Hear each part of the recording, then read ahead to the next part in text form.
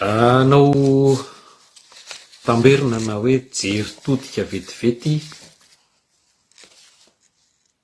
ny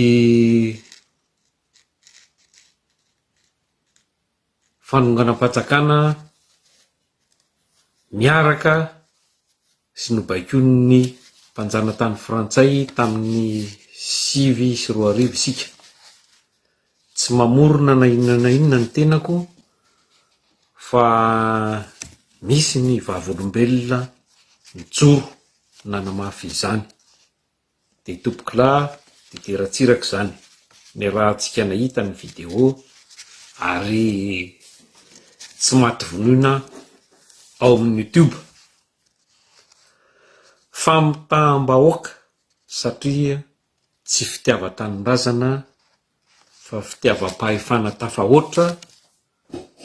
ka nanaiky natao fitaovana nanao pacte tamin'ny devoly pacte avec le diable fitenenana zay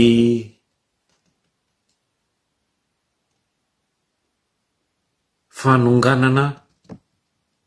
ny fitondrana zay tena tsy mitombona satria fitondrana lanim-bahoaka ary fitondrana nandeha tsara zany hoe nampandroso ary nampivoatra ary nampiadana nampilamina ny vahoaka malagasy tamin'izany no narodana. Matetika ny olona manao ny tsy mety no ahongana, tia ny fanohitra amin'izay ny olona manao ny tsara amoaka ny firenena tao anatin'ny fahasairanana ary tena andalam-pandrosoana andalam-pivoarana no narodana satria tsy zaka ny frantsay hiala eo amin'ny gejany eo amin'ny zogany ny firenena malagasy ka dia nahita ity olona maty pahefany ity izy nararotina nanongana sy nandrava ny rafitra sy ny tantana zay amoaka ny Madagasikara tamin'ny joug ny fanjanahantany frantsay ka dia naratsiana diabolisation filaza azy ary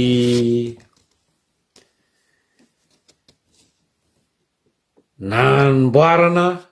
sy ny namoronana tia tsanga tsy amanorana rehetra ity. Nisy moa le resaka hoe saika fampindramatany amin'ny DO zay orinasa koreana fa raha ny tany namidy ny reto tsy vaniny reto mpanonga-panjakany reto nanomboka taona 2024 ka mandraka androany dia efa 1,000 yen ny zavatra saika nampanifana ny raha naniasa tamin'ny koreana ka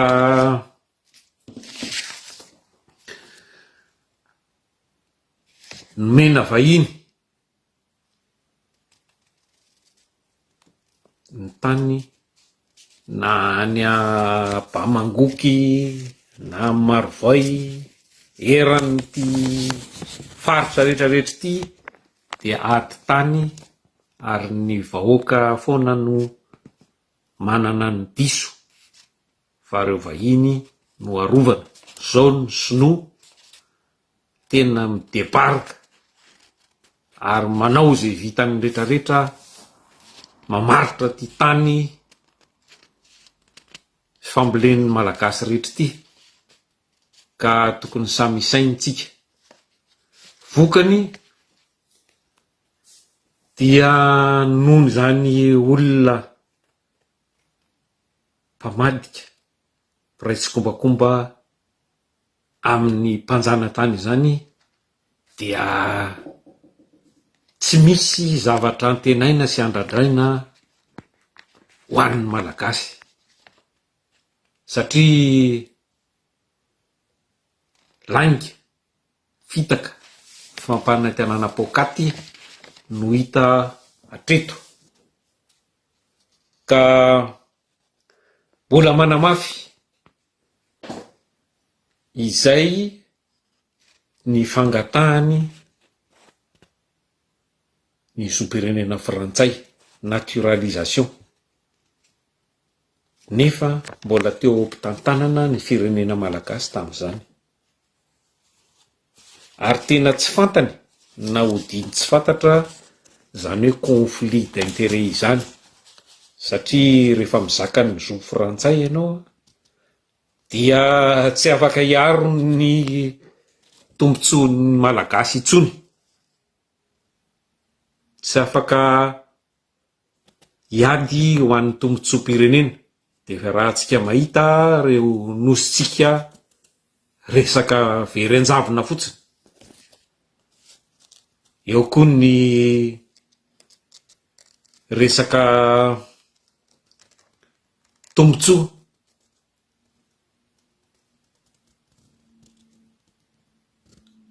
ny vahoaka malagasy de io resaka teleferika tsy isy fotony io, tsy tombontsoan'ny malagasy mihitsiny iny nananganana an'io e, fa nasaina ny telina ny fotsiny izy, satria olona frantsay tsy afaka mandà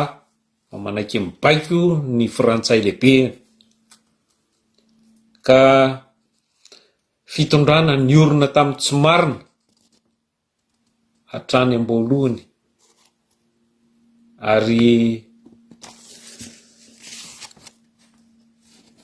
fangejana ny fahafahana amin'ny alalan'ny fitsarana sy ny tafika zay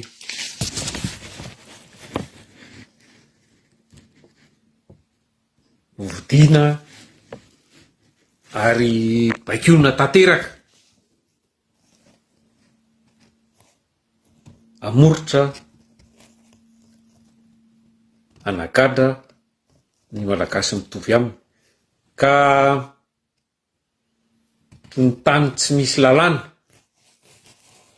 zany hoe tsy vitan'ny fanjakan'ny Baroa republika bananera fotsiny, fa lasa fanjakana totalitera, zany hoe tsy misy antony itsony ny lalam-panorenana fa izy no lalàna. Zay tiny no atao aheno ny fifidianana ovainy ny lalam-panorenana tamin'ny taona 10 reny, izy no manapaka iza no afaka mirotsaka, iza no tsy afaka mirotsaka, kanefa ny tenany na ny zaka manana ny zoom-pirenena frantsay raha de manao ambiletra fotsiny reny, mirotsaka somatsara ihany. Izao ny Flora Valomanana zay irotsaka be ny tanàna tanio io anaovana ny Jay io, tsy ahafahany mirotsaka,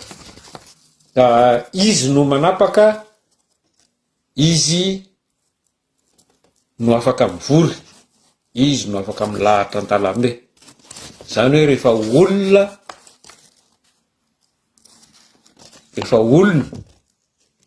miaraka aminy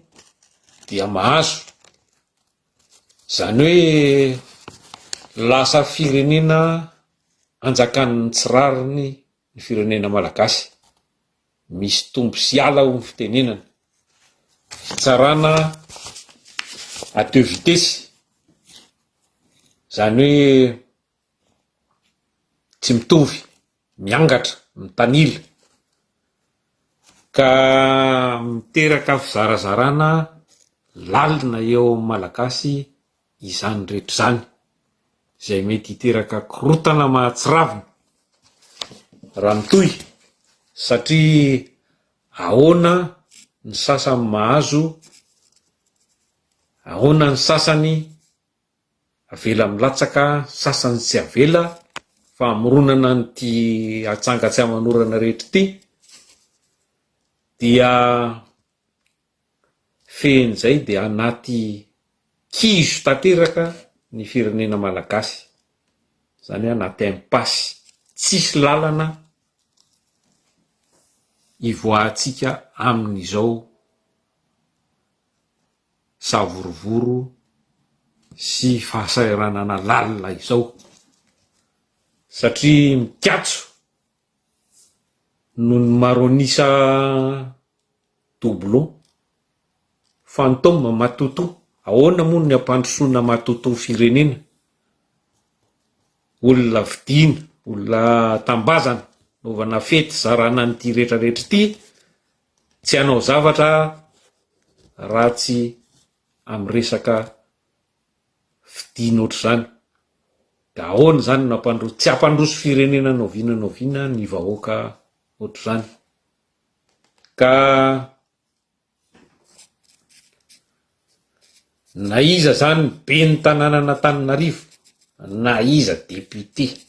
na iza prime ministre, na iza gouvernemanta eto Madagasikara, raha tsy ny olona fosotra zay saribagolon'ny frantsay Cédric zany no miala eo, de tsy hisy anjary na iza